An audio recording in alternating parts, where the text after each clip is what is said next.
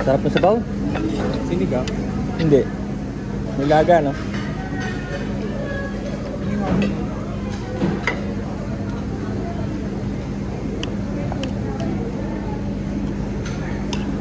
Pili nga.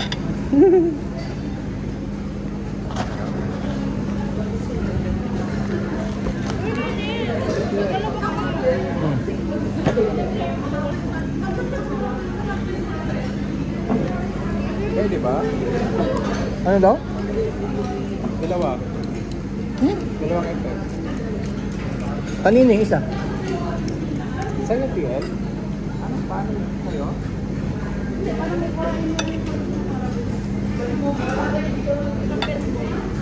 Tapos ang ipaso naman. Ginawit pala eh. Kala namin may extra effort. May extra? May kanin na. Nagdalawa ko. Oh, sorry.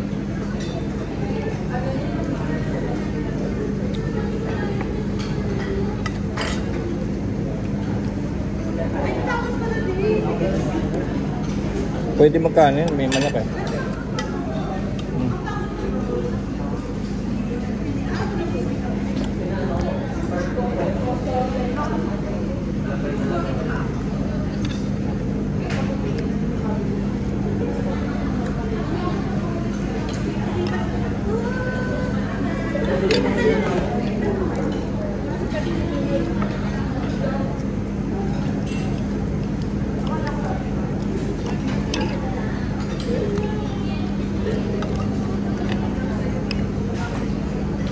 Buti na lang may kanin.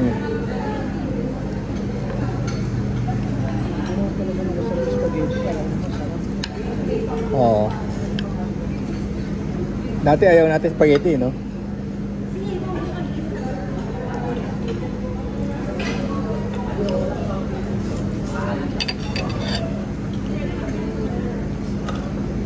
Grabe, magdi-gym nga siya. Oo. Magdi-gym nga siya. Buhatin niya yung buong gym. Cheat day pa, cheat day. Grabe, pa yata yung bubuhatin mo eh. Dalawang kanin din sila, akala mo? Dalawang kanin din sila ni Annie.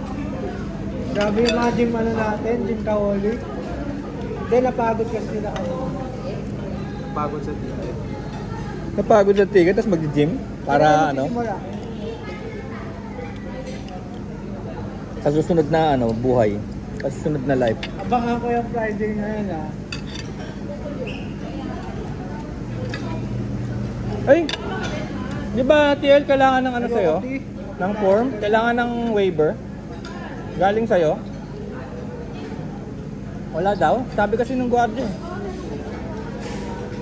Kailangan ng waiver galing sa'yo. Oo. Na pag namatay kayo, walang kinalaman yung kumpanya doon.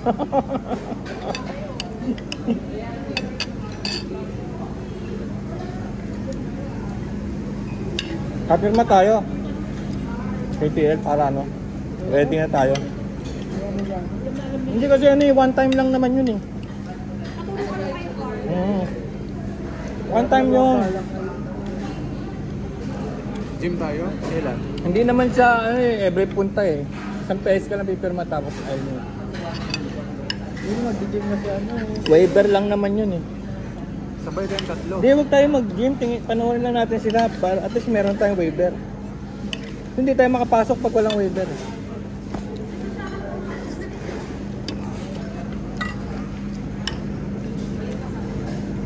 Sarap ano? Filipino style, matamis. Basta Pinoy. Ito magandang quality ng pasta na binili nila. Kaya ibang bansa, hindi nila trip yung spaghetti na ano. Kasi pag Italian, hindi mo matamis. Oo. Tsaka sa Italy kasi yung noodles may lasa na. Kahit ano, noodles ang bida.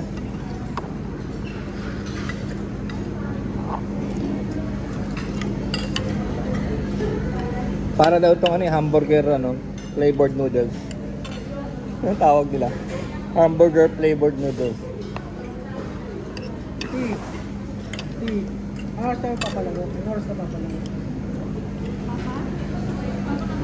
palaro.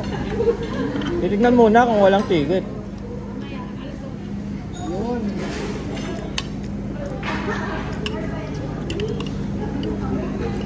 Mamaya biglang dumami.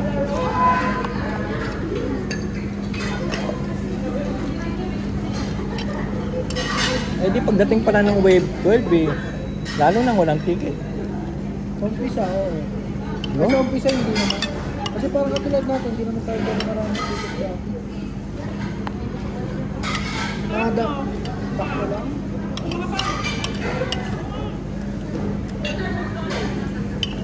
Ikaw ang mag-gym ka pa, tas 3 kanin ang ginagawa mo. Kunin mo yung akin, oh.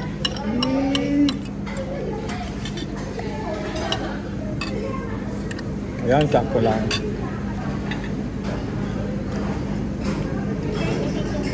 Paano mag-gym? Tingin ko nga. Ganyan oh. Hey! Diyan ako yun.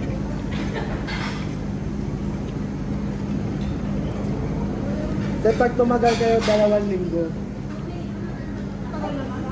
Tagal. Tagal.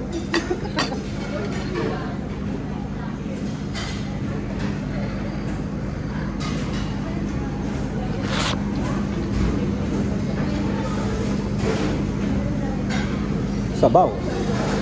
Oh, sabaw. Ram. Kape. Tikman mo ang pait. Parang kumakain na, parang uminom ng putik. Puro. Ayan oh. Ayoko na. Sobrang sarap, nagre-ring yung tenga ko. Pagod na nga ako sa puyat, magagaling pa.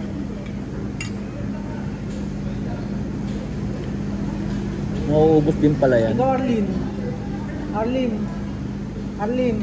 Kasama ka nila? Baka mas mabigat pa sa yung ano, dumbbell. Inano na lang talaga, binas na lang talaga yung tatlo eh, no? Hindi daw inaano ko lang. Yan, may maliliit na dumbbell doon, pambabae. Laway ka, di mo daw kaya. Buhatin mo nga, buhatin mo. Yung tarang talaga ako maniniwala, magiging talaga.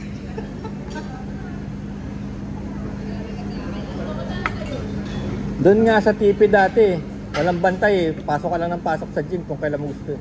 Ay, dito kasi yan. Kaya yung iba doon nagtatambay lang. Doon nagtatambay ano, sa salamin. Maganda yung salamin. Ganun lang, kuha na lang tayo waiver, tapos pagka my day natin, alis na tayo. Pwede ba yun, Ann? Kukuha kami waiver kay TN, tapos pagka picture namin, hashtag WinG, ayan, ano ba My yun? day na, Hashtag my day. gym, tapos Oh. diretso uwi. Oh, my day lang. Pwede naman yun, Pwede diba? yun. Nananahimik na ako. Pati yung karaoke room namin doon, walang tao, walang bantay. Pasok ka lang ng pasok. Tapos kanta ka lang ng kanta. Sa TV, sa Masinag. Pasok lang kami ng pasok, walang mga bantay, walang guard. Pati nga yung ano, yung SQT. Kaya pati nga yung SQ namin, walang tao kaya ang daming tumitira. Ang daming ano, doon na nakatira. Umuwi tuwing weekends. Kung nandiyan niya, sasabihin ko, wow, ang papayat na, linipis na nila. Hey!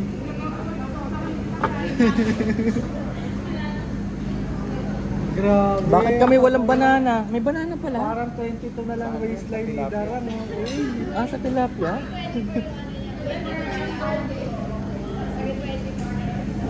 Dahil sasabihin niya ata araw, parang 22 na lang ang ano. Hey!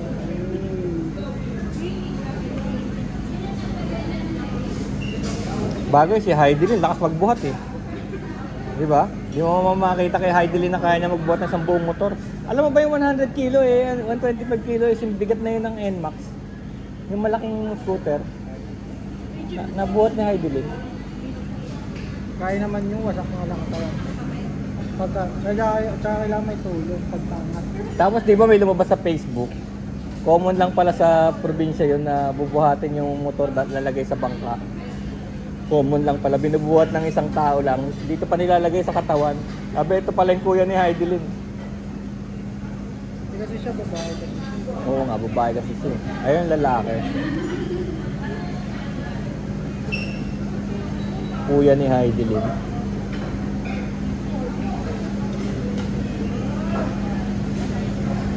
pinakamatindi kasi ni